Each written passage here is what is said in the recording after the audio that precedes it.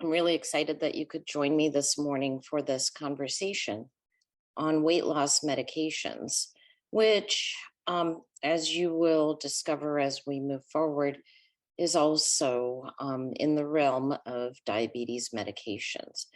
But before we get started, the just want to make sure everybody remains muted and type any questions you have in the chat. I have it visible to me, so I'll try to address them as your questions come up during this session. So welcome and let's get started. So what I'd like to talk about today is before we talk about weight loss, what is an ideal weight?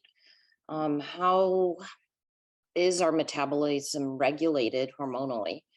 What is the history of weight loss agents and kind of how did these new agents fit in? How do they work? What are the side effects? And maybe discuss potential future use of these medicines. So let's talk about what is considered ideal body weight. That is a term that is based on your height and weight. And we extrapolate in kilograms if we use it in pounds, or what your ideal weight should be. Now, the reason this is an important table is, for example, if you're hospitalized and in an ICU and you're placed on a ventilator, just because your weight is twice your ideal weight doesn't mean your lungs have expanded to that size, and you could get overventilated. So we use these tables to appropriately dose or administer treatments for the organ capacity that you have internally. So it's important to keep in mind that there is an ideal body weight. And I think the problem is the word ideal has now been changed in society to almost weight shame. And we have to keep this in mind when things that we've used in medical terminology now is transferred into the obesity and weight conversation. But this is something that is widely available on the internet and is a goal, but it's not that I want everybody who's 5'7" to be 135 pounds, every woman, and for every male to be under 200 pounds. If you're 5, 10 pounds over, then it's still okay, because what really impacts health and personal health is something called the BMI. Now, body mass index is supposed to reflect some excess fat in our systems. There have been plenty of studies that have shown that as the BMI increases, so do weight related diseases. So diabetes, high blood pressure, coronary disease all increase as the BMI rises. Now, is this a perfect index? No. The BMI is horribly inaccurate for our weightlifting Marines, or in the Navy. This was a huge issue, and it still is, because BMI is used as a barometer for obesity, and you've got these big, strong, muscular men who are active duty, and they are, being told they're obese. And so and they're very fit. So these are things that we have to keep in mind, that these are just calculators that have been extrapolated into different arenas and may not be appropriately utilized. I'm just going to make sure that everybody is on mute here so that there isn't any background noise.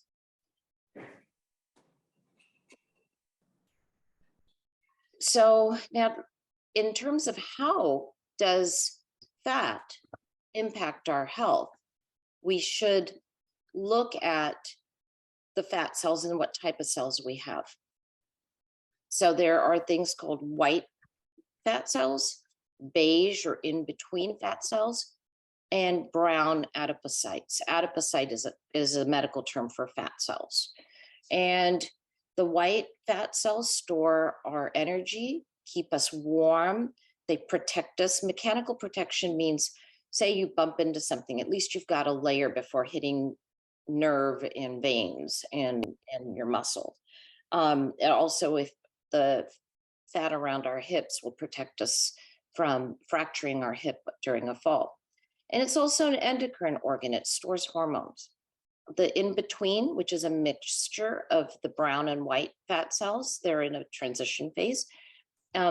They also lead to, so they're the ones that are transitioning and can be stimulated by cold and hormones. So depending on the temperature or any hormones, your body will then switch into one of these types of cells depending on what it needs. And then the brown fat cells are actually considered the good ones. They keep us warm and they are a highly endocrine organ, very active. And they have a higher metabolism. Now, the hormones that are released by the white fat cells, which we consider, well, maybe that is exactly what is in excess and what we add to our BMI. Leptin, adiponectin, and all these others hormones, including estrogen. And it's important to keep in mind that males will have estrogen if they have excess fat. So here's a schematic from the New England Journal of all the organs that are impacted when we have excess fat in our body. It can create some neuropsychosocial issues. The gut-brain interaction, I know everybody's hearing a lot about. The release of those hormones can impact us. Those hormones also change the set point for when we feel full or stress eat. Cortisol is released, and that can also add to our weight gain and conversion to white fat cells. Our pulmonary system, which I'm going to talk about here, can be impacted by the fat cells. As I said, endocrine.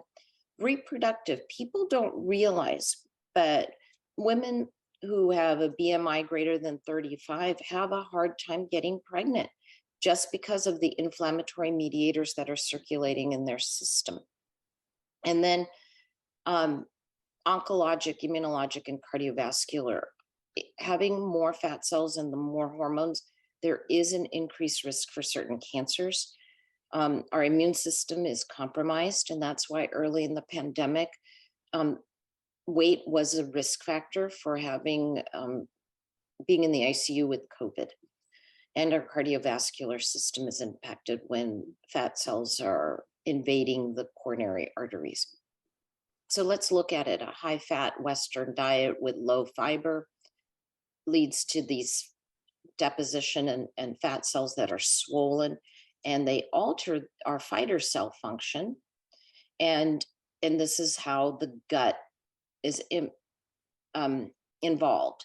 So these dietary factors modify our gut microbiome and through short chain fatty acids, and then that can lead to inflammation in the lungs. Also, some of these signals go to our brain and tell us not to breathe deeply. So then we even get hypoventilatory. So this is just one example of one organ that's impacted by fat cells. And the similar phenomenon are happening in each of these different organs.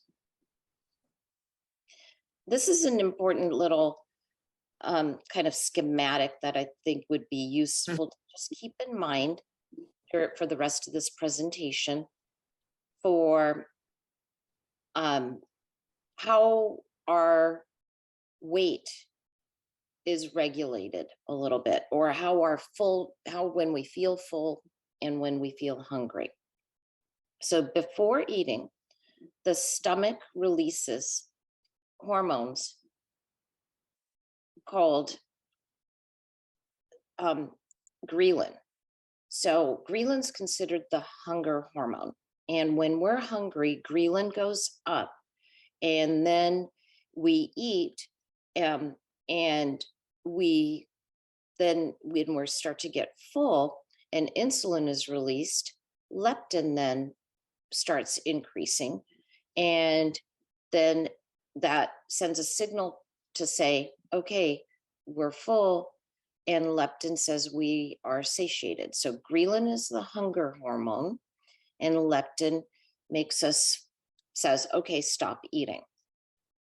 This is in an imbalance when people have trouble stopping or recognizing their signals. And and remember, the leptin is stored in the fat cells. So you would think that if we have a lot of adipose tissue, that we should always feel satiated, correct? Because leptin then should be circulating at all times. And that's where the disconnect is. And we don't know enough about that, this imbalance. And maybe something else is going on in the GI tract. Our microbiome is secreting other hormones that are impacting this ratio. So let's get into the weight loss part of the conversation. What are some of the primary weight loss methods that exist? Well, I think we've all been there with diet and exercise. They are the foundation for adequate weight loss. And I think as we become more sedentary, driving more, we're on the computer so much more, we're more sedentary. So the exercise portion of our lives is diminished. And then our diet is fast fueled, calorically dense. And so that also contributes to weight gain. Bariatric surgery, which I'll touch on, and then weight loss drugs. So what is bariatric surgery? It is where parts of your stomach are removed or cut down or bypassed so that you can't absorb calories. That's kind of the mechanical, simplistic answer. And the mean weight loss with these procedures, with gastric bypass or what's called a sleeve gastrectomy, is about 25 to 30%. But it's not for everybody. There are definite indications where you have to have a BMI of 35 or above and have some kind of sequela of high BMI, like diabetes, high blood pressure, sleep apnea, high cholesterol. So it's not for everyone. What are the contraindications for bariatric surgery? Major depression or psychosis. Now, it's interesting that that would be, I mean, we've known this for decades, that those folks going into bariatric surgery have a profound depression that can result afterwards. Now, it makes sense because of that gut brain interaction, that there's a neurohormonal connection. And I think we're going to learn more and more about it. Uncontrolled eating disorders or untreated eating disorders, drug or alcohol abuse, or current smoking, they will not operate. If you've got a bleeding disorder, severe cardiac disease that you can't handle the anesthesia, and liver disease with cirrhosis. So those are some of the contraindications for bariatric surgery. If you do get this surgery, what are some adverse effects besides the depression? You can develop chronic nausea, vomiting. You can even get what's called a dumping syndrome, where you have chronic diarrhea. You can't eat certain foods. Weight gain. I've seen many people regain all their weight, or failure to lose weight. You become osteoporotic because different parts of your intestine no longer can absorb the calcium and nutrients, vitamin D, iron, vitamin B, and acid reflux. So those are just a few of the side effects. So let's jump into the medications, because that's what this talk is about this morning. So when did weight loss become a thing? It was probably in the late 1800s, where with the corsets and being thin was in, and fat reducers were peddled. And those fat reducers consisted of thyroid extract. That was the medication at the time. And the side effects, they stopped, they weren't used very long, but that was all there was. And it caused irregular heartbeats, increased heart rate, chest pain, high blood pressure, and even death. And there really wasn't much until the 1930s when this product called dinitrophenol, which induced kind of heat, it raised our temperature. It was thermogenic. So then we're burning fat, supposedly. People were dying. They developed hyperthermia. They developed cataracts, rash, taste was damaged permanently. So then comes the 1950s, and amphetamines were discovered as weight loss was a side effect of amphetamines that were used in World War II to keep soldiers awake.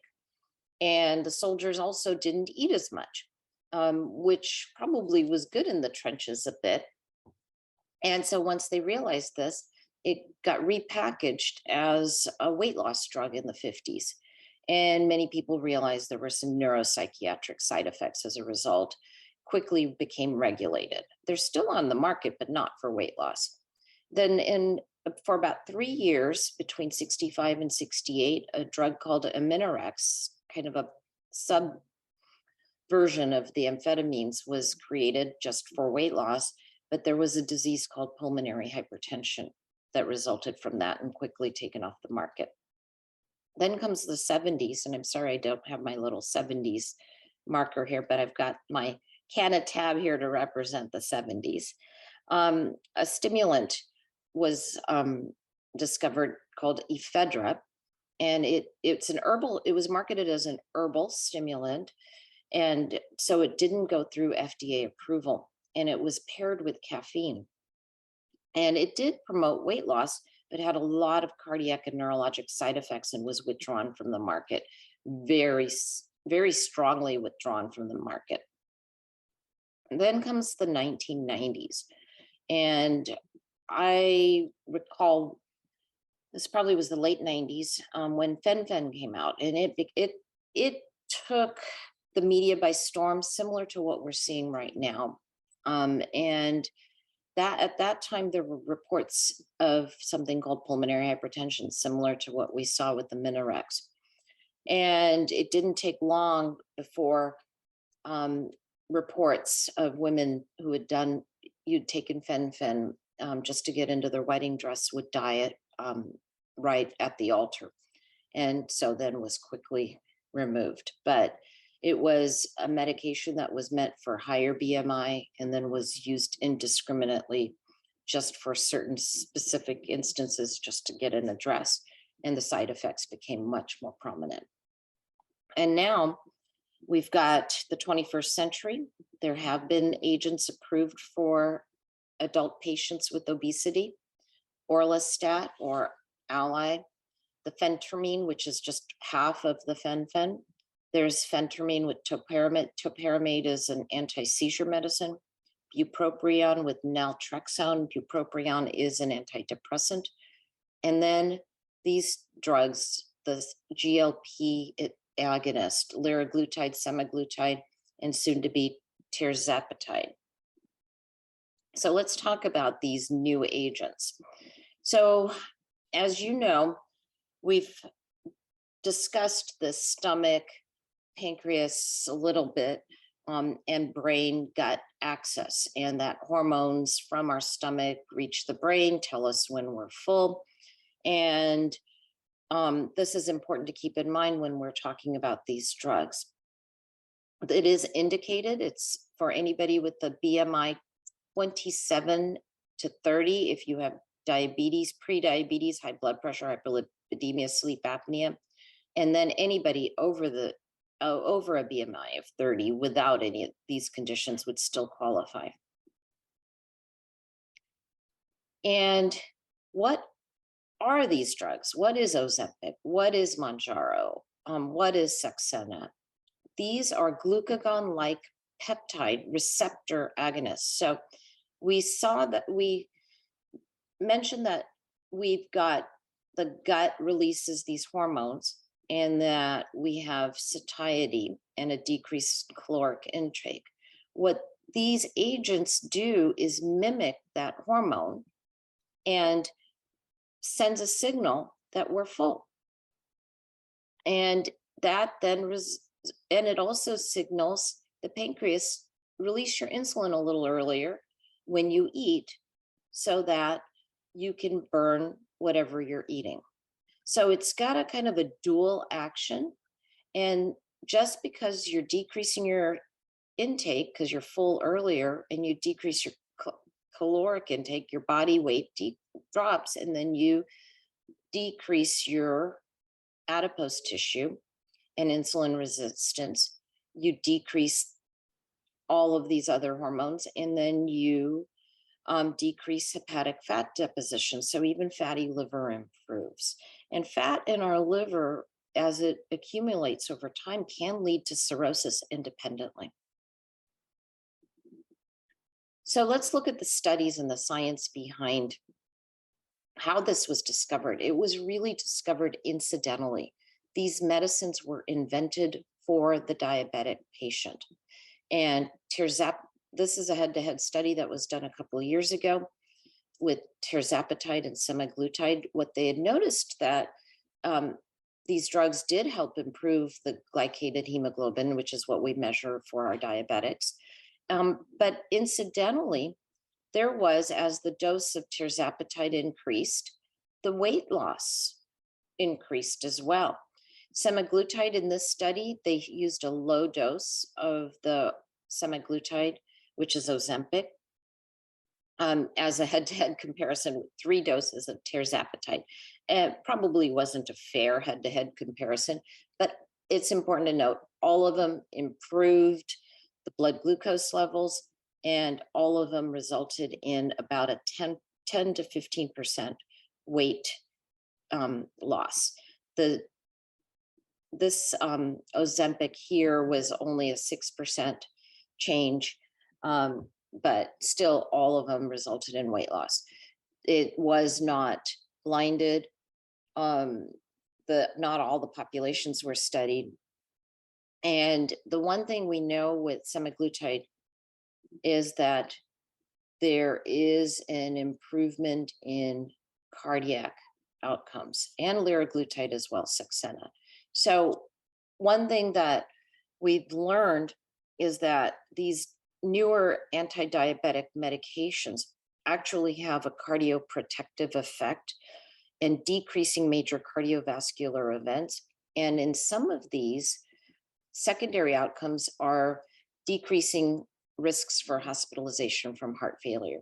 So anybody who's a diabetic, who's been on some medicines that just bring down the sugar, whether it's insulin or some of the older diabetes medicines, I'm trying to switch over to some that actually have some benefits in reducing cardiovascular events. Cardiologists are prescribing many of these agents just because of these cardioprotective benefits, and some don't even have to be diabetic. This was published in 2021, so it's based on older ongoing literature.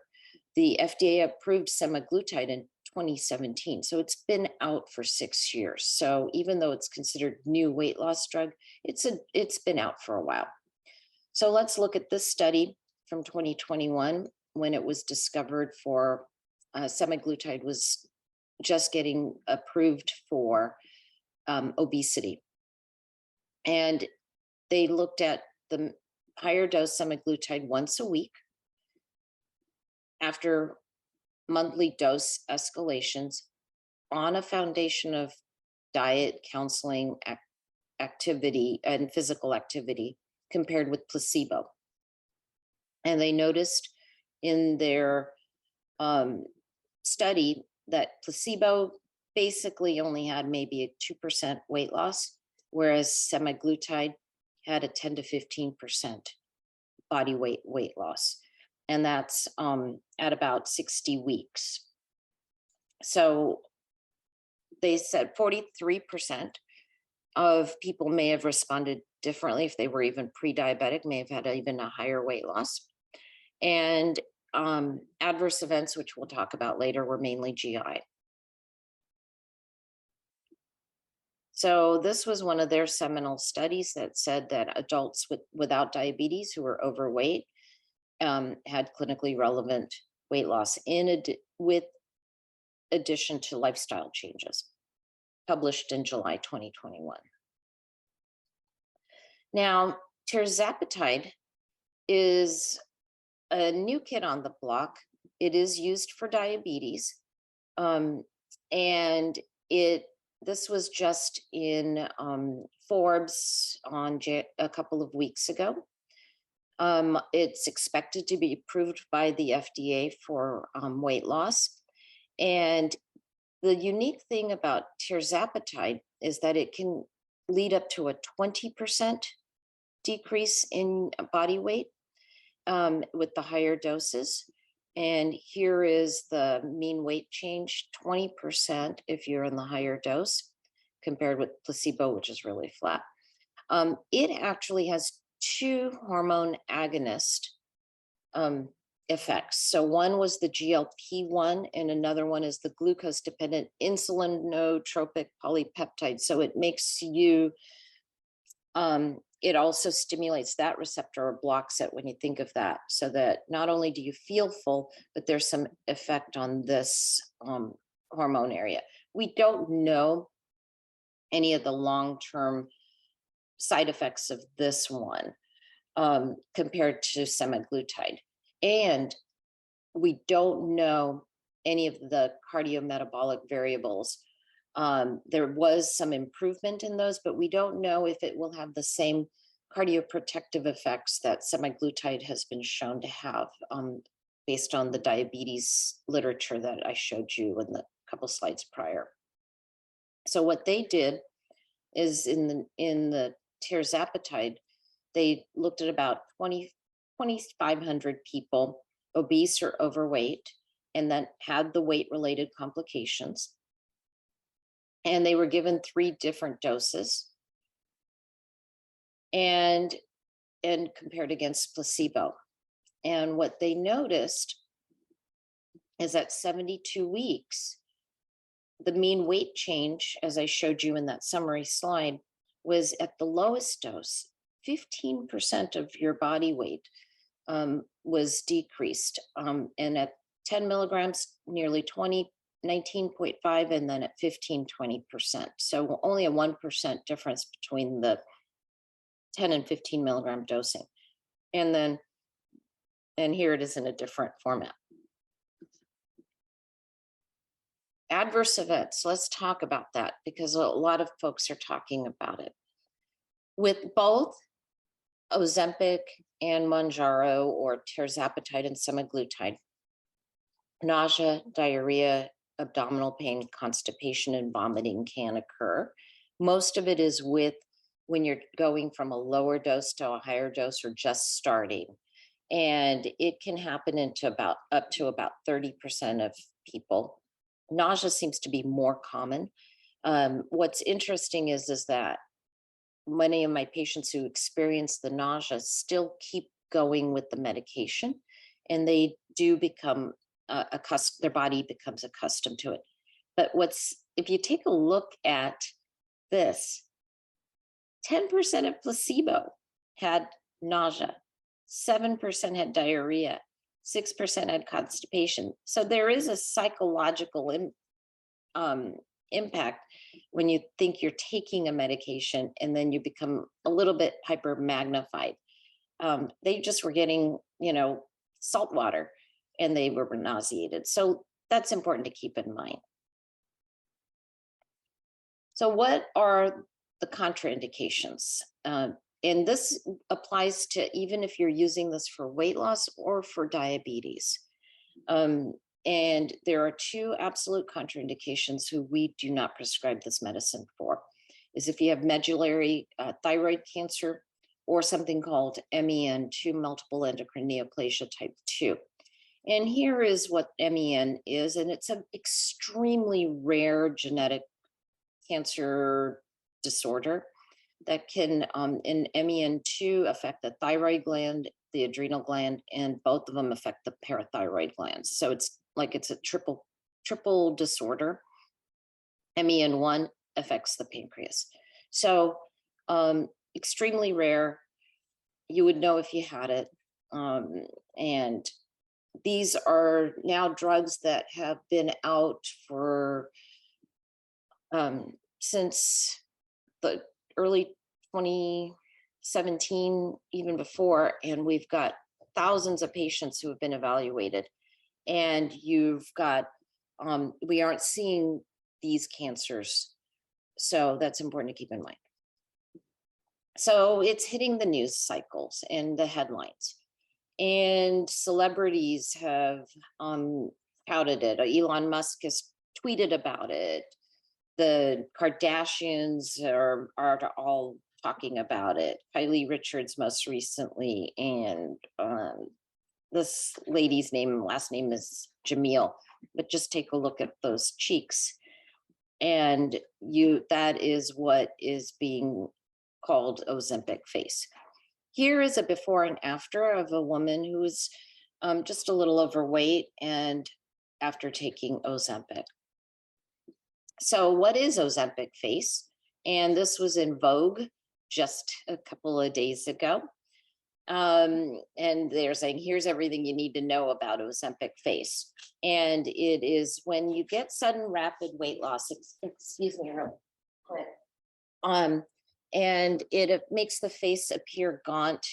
And that's about it. That's Ozempic face. It's when you suddenly lose the fat pad in your cheeks, and they're saying that's abnormal. Well, that is a reflection of body weight in many people as they age. Well, we're now in this anti-aging appearance movement also. So not only do we want to be thin in the right places, but we want to look younger. And a sign of youth is, your baby fat supposedly on your cheeks. So dermatologists and plastic surgeons are now advertising, oh, you've lost your weight? Well, we'll give you fillers. I'm like, oh my goodness. Anybody who is losing weight rapidly, I always recommend applying skin firming creams and lotions to your neck, your hands, your belly, your thighs. Just like this doesn't apply for men, but when women were pregnant and they'd get stretch marks similarly, you may see those, but by maintaining hydration, that will help reduce that. And some questions I've received when we talk about these drugs is, as of even the NBC, CBS News, even just a couple of days ago, they're all talking about these life-saving diabetes drugs to lose, that are now being used to lose weight.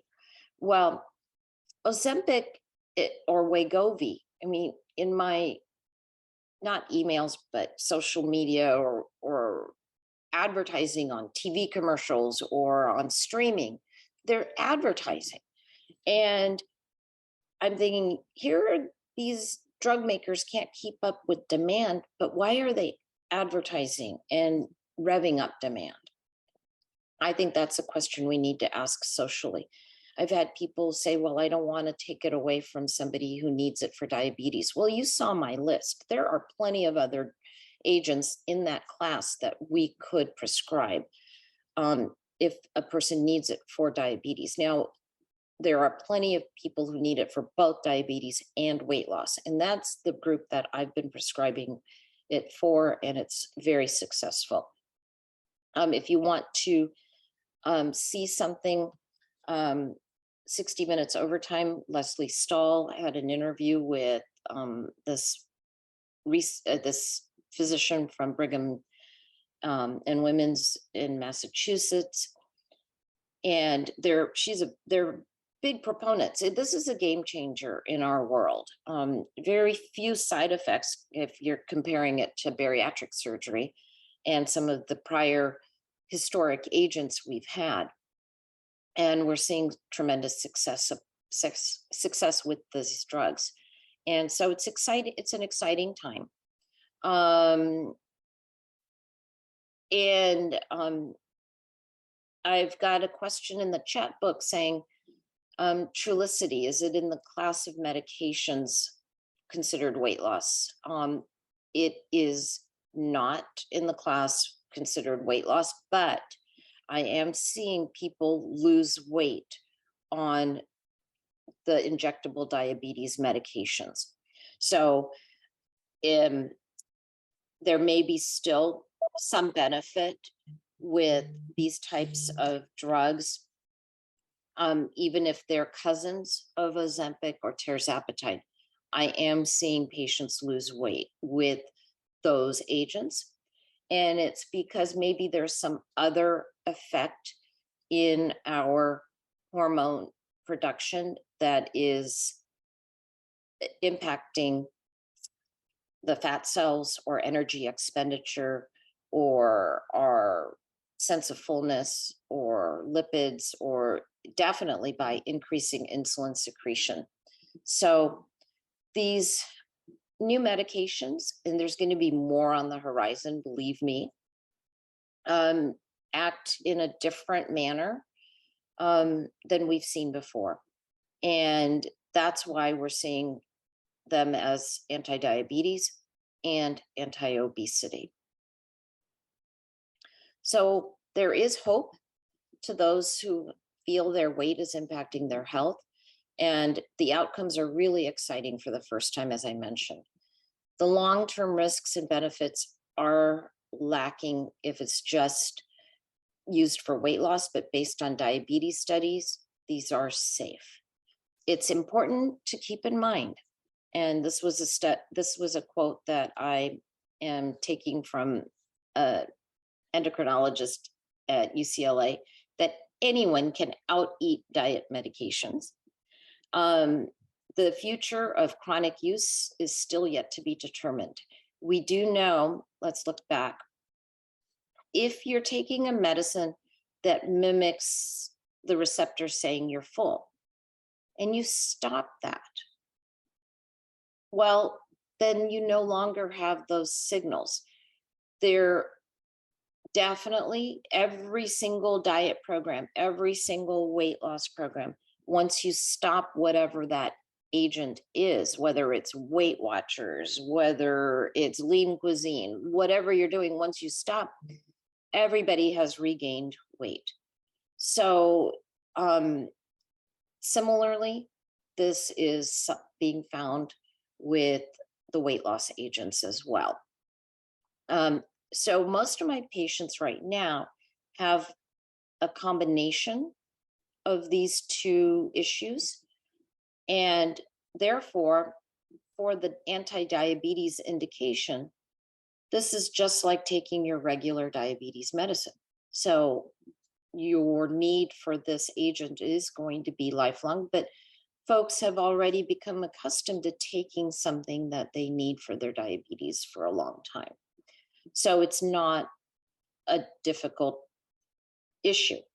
Those who are given these medicines for anti-obesity and probably didn't need it, didn't have the BMI indication, didn't have any downstream medical issues, they're the ones who are complaining that they get the weight back. You know, they used it to get into a wedding dress or what, or as with the Kardashian, that Marilyn Monroe dress or whatever, and then the weight comes back. Well, of course it will. So it's important when you hear about all of these not to panic. We'll work through all of this together. We do regular blood tests, as we should on any new medicine and any chronic medicine when we have all of these medical conditions. And that's the main point to keep in mind, is that it's not something that you just go to an online clinic for and just start. As But that is what's happening out there. And I'm really surprised that people are able to text like a physician assistant. And there was a article in the Wall Street Journal yesterday that tested some of these online venues, and you could just text somebody and they'll ask a couple of screening questions, and the next thing you know, you've got Ozempic has been sent to your pharmacy.